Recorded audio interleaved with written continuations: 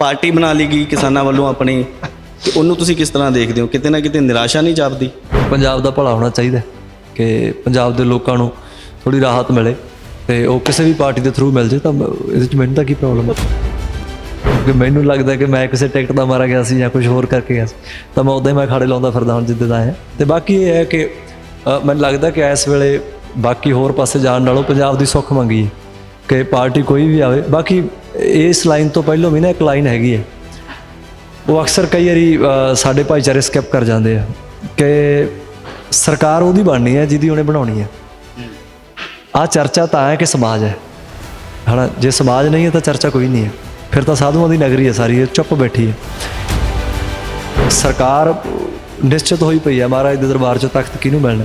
ਆਪਾਂ ਇੱਕ ਅਰਦਾਸ ਕਰ ਸਕਦੇ ਹਾਂ ਕਿ ਬਸ ਭਲਿਆਂ ਦੀ ਸਰਕਾਰ ਆਵੇ, ਕਿ ਜ਼ਿੰਮੇਵਾਰਾਂ ਦੀ ਸਰਕਾਰ ਆਵੇ, ਦਰਦੀਆਂ ਦੀ ਸਰਕਾਰ ਆਵੇ, ਕਿ ਜਿਹੜੇ ਲੋਕ ਕਮ ਸੇ ਕਮ ਇਸ ਵੇਲੇ ਤਾਂ ਪਛਾਣ ਜਾਣ। ਅਸੀਂ ਇੱਕ ਗੀਤ ਗਾਉਣੇ ਆ ਤਾਂ ਜਿਹੜਾ ਗੀਤ ਹੈ ਤਾਂ ਗੀਤ ਦੇ ਆਖਰੀ ਅੰਤਰੇ ਦੇ ਵਿੱਚ ਗੀਤਕਾਰ ਦਾ ਨਾਂ ਲਿਖਿਆ ਹੁੰਦਾ, ਉਸ ਅੰਤਰੇ ਤੋਂ ਬਾਅਦ ਗੀਤ ਮੁੱਕ ਜਾਂਦਾ। ਇਸ ਵੇਲੇ ਪੰਜਾਬ ਮੈਨੂੰ ਗੀਤ ਦੇ ਉਸ ਆਖਰੀ ਅੰਤਰੇ ਵਰਗਾ ਲੱਗਦਾ। ਠੀਕ ਹੈ, ਲਾਈਨ ਫਿਰ ਚੇਤੇ ਆ ਜਾਂਦੀ ਹੈ ਕਿ ਗੁਰੂਆਂ ਪੀਰਾਂ ਦੀ ਧਰਤੀ ਹੈ, ਇਹਨੂੰ ਕੁਛ ਨਹੀਂ ਹੋਣਾ, ਨਹੀਂ।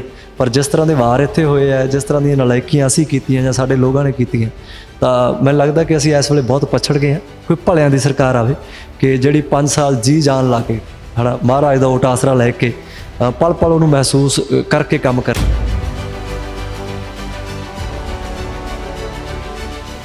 ਪੰਜਾਬੀ ਸੂਫੀ ਗਾਇਕ ਕੰਵਰ ਗਰੇਵਾਲ ਇਸ ਵੇਲੇ ਸਾਡੇ ਨਾਲ ਮੌਜੂਦ ਨੇ। ਭਾਈ ਕਨ੍ਹਈਆ ਜੀ ਪੁਰਸਕਾਰ ਨਾਲ ਉਹਨਾਂ ਨੂੰ ਸਨਮਾਨਿਤ ਕੀਤਾ ਗਿਆ। ਮਾਲਵਾ ਸੱਭਿਆਚਾਰਕ ਮੰਚ ਵੱਲੋਂ ਉਹਨਾਂ ਨੂੰ ਗੋਲਡ ਮੈਡਲ ਪਾ ਕੇ ਵੀ ਸਨਮਾਨਿਤ ਕੀਤਾ ਗਿਆ।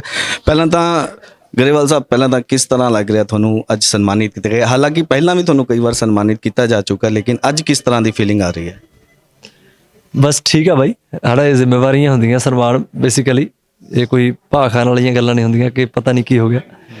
ਪਰ ਉਹ ਕਿਰਦਾਰ ਬਹੁਤ ਵੱਡੇ ਸੀ ਭਾਈ ਕਨ੍ਹਈਆ ਜੀ, ਜਿਨ੍ਹਾਂ ਦੇ ਨਾਂ 'ਤੇ ਸਤਿਕਾਰ ਮੈਨੂੰ ਮਿਲਿਆ, ਤਾਂ ਇਸ ਗੱਲ ਲਈ ਮੈਂ ਜ਼ਰੂਰ, ਮੈਨੂੰ ਖੁਸ਼ੀ ਹੈ ਕਿ ਉਹਨਾਂ ਦੀ ਯਾਦ ਨੂੰ ਤਾਜ਼ਾ ਕੀਤਾ ਇਹਨਾਂ ਨੇ। ਪਰ ਇਹ ਇੱਕ ਬਹੁਤ ਵੱਡੀ ਜ਼ਿੰਮੇਵਾਰੀ ਹੁੰਦੀ ਹੈ ਕਿ ਸਾਡੇ ਲਈ ਹੋਰ ਉਹ ਦੇਖਣ ਨੂੰ ਬੋਝ ਕੇ ਪੈਰ ਰੱਖਣ ਵਾਲੀ ਗੱਲ ਹੋ ਜਾਂਦੀ ਹੈ ਜੀ। ਗਰੇਵਾਲ ਸਾਹਿਬ, ਤੁਹਾਨੂੰ ਜਿਹੜਾ ਸਨਮਾਨਿਤ ਕੀਤਾ ਗਿਆ ਉਹ ਕਿਸਾਨੀ ਅੰਦੋਲਨ ਦੇ ਦੌਰਾਨ ਜਿਹੜਾ ਤੁਹਾਡਾ ਵਡਮੁੱਲਾ ਯੋਗਦਾਨ ਸੀ ਉਸ ਕਰਕੇ ਸਨਮਾਨਿਤ ਕੀਤਾ ਗਿਆ। ਪਰ ਹੁਣ ਸਿਨੈਰੀਓ ਚੇਂਜ ਹੋ ਗਿਆ ਪੰਜਾਬ ਦੇ ਵਿੱਚ। ਇਲੈਕਸ਼ਨਸ ਦੇ ਵਿੱਚ ਸੋਚਿਆ ਸੀ ਕਿ ਜਿਸ ਤਰੀਕੇ ਦੇ ਨਾਲ ਤੁਸੀਂ ਇੰਨੀ ਸੰਘਰਸ਼ ਕੀਤਾ, ਮਿਹਨਤ ਕੀਤੀ, ਮੋਢੇ ਨਾਲ ਮੋਢਾ ਜੋੜ ਕੇ ਲੜਾਈ ਲੜਦੇ ਰਹੇ, ਪਰ ਪਾਰਟੀ ਬਣਾ ਲਈ ਗਈ ਕਿਸਾਨਾਂ ਵੱਲੋਂ ਆਪਣੀ, ਤੇ ਉਹਨੂੰ ਤੁਸੀਂ ਕਿਸ ਤਰ੍ਹਾਂ ਦੇਖਦੇ ਹੋ? ਕਿਤੇ ਨਾ ਕਿਤੇ ਨਿਰਾਸ਼ਾ ਨਹੀਂ ਜਾਪਦੀ? ਨਹੀਂ ਦੇਖ ਭਰਾ, ਮੈਨੂੰ ਕਿਸੇ ਤੋਂ ਕੋਈ ਨਿਰਾਸ਼ਾ ਨਹੀਂ ਹੈ। ਠੀਕ ਹੈ, ਬਸ ਇਹ ਹੈ ਕਿ ਪੰਜਾਬ ਦਾ ਭਲਾ ਹੋਣਾ ਚਾਹੀਦਾ ਕਿ ਪੰਜਾਬ ਦੇ ਲੋਕਾਂ ਨੂੰ ਥੋੜ੍ਹੀ ਰਾਹਤ ਮਿਲੇ ਤੇ ਉਹ ਕਿਸੇ ਵੀ ਪਾਰਟੀ ਦੇ ਥਰੂ ਮਿਲ ਜੇ ਤਾਂ ਇਹਦੇ 'ਚ ਮੈਨੂੰ ਤਾਂ ਕੀ ਪ੍ਰੋਬਲਮ ਹੈ? ਪਰ ਉਦੋਂ ਤਾਂ ਇਹ ਕਿਹਾ ਜਾਂਦਾ ਸੀ ਨਾ ਵੀ ਕਿਸੇ ਰਾਜਨੀਤਿਕ ਪਾਰਟੀ ਨੂੰ ਮੰਚ ਤੇ ਨਹੀਂ ਆਉਣ ਦਿੱਤਾ ਜਾਊਗਾ, ਕਿਸੇ ਪੋਲੀਟੀਕਲ ਪਾਰਟੀ ਦਾ ਸਪੋਰਟ ਨਹੀਂ ਕੀਤਾ ਜਾਊਗਾ। ਫਿਰ ਉਸ ਤੋਂ ਬਾਅਦ ਇੱਕ ਚਰਚਾ ਛਿੜਦੀ ਹੈ ਕਿ ਕਿਸਾਨ ਆਪਣੇ ਇਲੈਕਸ਼ਨ ਲੜਨਗੇ ਜਾਂ ਨਹੀਂ ਲੜਨਗੇ, ਉਹਨੂੰ ਲੈ ਕੇ ਕਸੂਤੇ ਜਿਹੜੇ ਫਸਦੇ ਹੋਏ ਨਜ਼ਰ ਵੀ ਆਏ ਸੀ।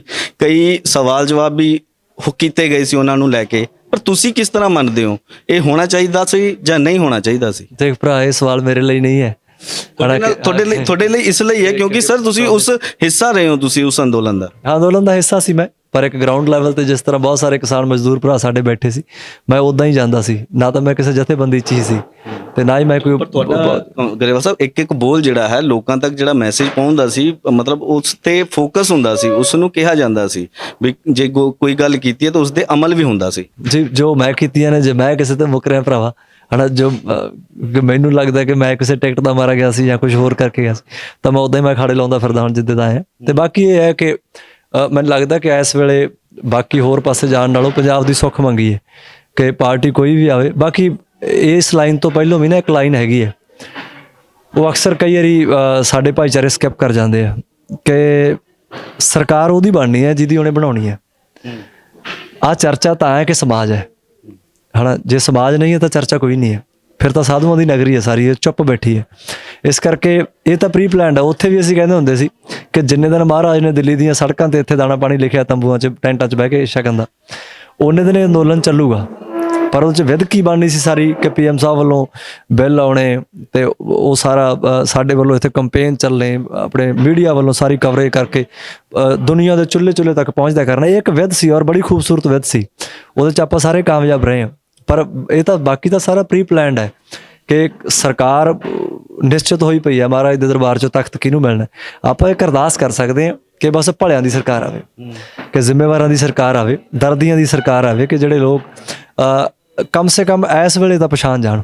2022 ਦੇ 10 ਮਾਰਚ ਨੂੰ ਤਾਂ ਇਸ ਚੀਜ਼ ਦਾ ਜਾਣੀ ਪ੍ਰਣ ਕਰ ਲੈਣ ਉਹ ਸੱਜਣ ਪੁਰਸ਼ ਸਾਰੇ, ਕਿ ਯਾਰ ਜੇ ਇਸ ਵੇਲੇ ਪੰਜਾਬ ਨਾ ਕਈ ਵਾਰੀ ਲੱਗਦਾ ਹੁੰਦਾ ਹੁਣ ਕਿ ਜਿਸ ਮੋੜ ਤੇ ਆਪਾਂ ਖੜੇ ਆ, ਮੈਂ ਇੱਕ ਗਵਈਆ ਹੈ, ਅਸੀਂ ਇੱਕ ਗੀਤ ਗਾਉਣੇ ਆ, ਤਾਂ ਜਿਹੜਾ ਗੀਤ ਹੈ ਤਾਂ ਗੀਤ ਦੇ ਆਖਰੀ ਅੰਤਰੇ ਦੇ ਵਿੱਚ ਗੀਤਕਾਰ ਦਾ ਨਾਮ ਲਿਖਿਆ ਹੁੰਦਾ ਹੈ, ਉਸ ਅੰਤਰੇ ਤੋਂ ਬਾਅਦ ਗੀਤ ਮੁੱਕ ਜਾਂਦਾ ਹੈ। ਇਸ ਵੇਲੇ ਪੰਜਾਬ ਮੈਨੂੰ ਗੀਤ ਦੇ ਉਸ ਆਖਰੀ ਅੰਤਰੇ ਵਰਗਾ ਲੱਗਦਾ ਹੈ ਕਿ ਠੀਕ ਹੈ, ਲਾਈਨ ਫਿਰ ਚੇਤੇ ਆ ਜਾਂਦੀ ਹੈ ਕਿ ਗੁਰੂਆਂ ਪੀਰਾਂ ਦੀ ਧਰਤੀ ਹੈ, ਇਹਨੂੰ ਕੁਝ ਨਹੀਂ ਹੋਣਾ, ਨਹੀਂ। ਪਰ ਜਿਸ ਤਰ੍ਹਾਂ ਦੇ ਵਾਰ ਇੱਥੇ ਹੋਏ ਆ, ਜਿਸ ਤਰ੍ਹਾਂ ਦੀਆਂ ਨਲਾਇਕੀਆਂ ਅਸੀਂ ਕੀਤੀਆਂ ਜਾਂ ਸਾਡੇ ਲੋਕਾਂ ਨੇ ਕੀਤੀਆਂ, ਤਾਂ ਮੈਨੂੰ ਲੱਗਦਾ ਕਿ ਅਸੀਂ ਇਸ ਵੇਲੇ ਬਹੁਤ ਪਛੜ ਗਏ ਹਾਂ। ਕੋਈ ਭਲਿਆਂ ਦੀ ਸਰਕਾਰ ਆਵੇ ਕਿ ਜਿਹੜੀ 5 ਸਾਲ ਜੀ ਜਾਨ ਲਾ ਕੇ ਮਹਾਰਾਜ ਦਾ ਓਟ ਆਸਰਾ ਲੈ ਕੇ ਪਲ ਪਲ ਉਹਨੂੰ ਮਹਿਸੂਸ ਕਰਕੇ ਕੰਮ ਕਰੇ। ਤੇ ਬਾਕੀ ਲੋਕਾਂ ਦੀ ਜ਼ਿੰਮੇਵਾਰੀ ਹੈ ਕਿ ਜਿਹੜੀਆਂ ਜ਼ਿੰਮੇਵਾਰੀਆਂ ਸਾਡੀਆਂ ਨੇ, ਮੈਂ ਹੁਣ ਮੋਹਾਲੀ ਤੋਂ ਚੰਡੀਗੜ੍ਹ ਆਇਆ, ਤਾਂ ਇਹ ਲਾਈਟਾਂ ਜਿਹੜੀਆਂ ਲੱਗੀਆਂ ਹੋਈਆਂ ਟ੍ਰੈਫਿਕ ਲਾਈਟਾਂ ਉਹਨਾਂ ਨੂੰ ਮੈਂ ਦੇਖ ਕੇ ਆਇਆ, ਮੈਂ ਕੋਈ ਰੈੱਡ ਲਾਈਟ ਕ੍ਰਾਸ ਕਰਕੇ ਨਹੀਂ ਆਇਆ, ਮੈਂ ਮਾਸਕ ਲਾ ਕੇ ਆਇਆ ਸੀ, ਬੈਲਟ ਵੀ ਲਾ ਕੇ ਬੈਠਾ ਸੀ। ਸੋ ਇਹ ਇੱਕ ਛੋਟੀ ਜਿਹੀ ਉਦਾਹਰਨ ਹੈ। ਹੋਰ ਬਹੁਤ ਸਾਰੀਆਂ ਚੀਜ਼ਾਂ ਨੇ ਸਾਨੂੰ ਜਿਹੜੀਆਂ ਲੋਕਾਂ ਦੀ ਵੀ ਜ਼ਿੰਮੇਵਾਰੀ ਬਣਦੀ ਹੈ, ਉਹ ਸਾਰੀਆਂ 'ਚ ਅਸੀਂ ਵੀ ਪੂਰੀਆਂ ਕਰੀਏ। ਸੋ ਮੈਨੂੰ ਲੱਗਦਾ ਕਿ ਕੋਲੈਬੋਰੇਸ਼ਨ ਹੈ ਸਰਕਾਰ ਦੀ ਤੇ ਆਵਾਮ ਦੀ। ਕਿ ਅਸੀਂ ਜੀ ਆਖਰੀ ਸਵਾਲ ਹੈ ਕਿ ਤੁਹਾਨੂੰ ਪੋਲੀਟੀਕਲ ਪਾਰਟੀਆਂ ਨੇ ਅਪਰੋਚ ਕੀਤਾ ਕਿ ਤੁਸੀਂ ਵੀ ਇਲੈਕਸ਼ਨ ਲੜੋ? ਦੇਖੋ, ਮੇਰਾ ਕੋਈ ਇਸ ਤਰ੍ਹਾਂ ਦਾ ਪ੍ਰੋਗਰਾਮ ਨਹੀਂ ਸੀ ਬਾਈ ਜੀ, ਮੈਨੂੰ ਮਹਾਰਾਜ ਨੇ ਗਾਉਣ ਵਾਸਤੇ ਭੇਜਿਆ ਇਸ ਜਨਮ ਦੇ ਵਿੱਚ, ਔਰ ਆਹ ਜਨਮ ਤਾਂ ਅਰਦਾਸ ਹੈ ਕਿ ਗਾਉਣ ਤੇ ਨੱਚਣ ਵਾਸਤੇ ਆਇਆ। ਇੱਦਾਂ ਹੀ ਗਾਉਂਦੇ ਨਚਾਉਂਦੇ ਨੂੰ ਲੈ ਜੀ ਬਸ ਜੀ। ਬਹੁਤ ਧੰਨਵਾਦ, ਥੈਂਕ ਯੂ। ਸੋ ਕੰਵਰ ਗਰੇਵਾਲ ਜਿਨ੍ਹਾਂ ਦਾ ਸਾਫ਼ ਤੌਰ ਤੇ ਕਹਿਣਾ ਹੈ ਕਿ ਹਾਲੇ ਉਹਨਾਂ ਦਾ ਰਾਜਨੀਤੀ ਦੇ ਵਿੱਚ ਜਾਣ ਦੀ ਕੋਈ ਇੱਛਾ ਨਹੀਂ ਹੈ ਤੇ ਜੋ ਕੰਮ ਵਾਸਤੇ ਆਏ ਨੇ ਉਹੀ ਕੰਮ ਉਹ ਕਰਦੇ ਰਹਿਣਗੇ। ਕੈਮਰਾਮੈਨ ਰਮੇਸ਼ ਦੇ ਨਾਲ ਪ੍ਰਹਲਾਦ ਸੰਗੇਲੀਆ ਦਾ ਸਟੋਰੀ ਟੀਵੀ ਚੰਡੀਗੜ੍ਹ।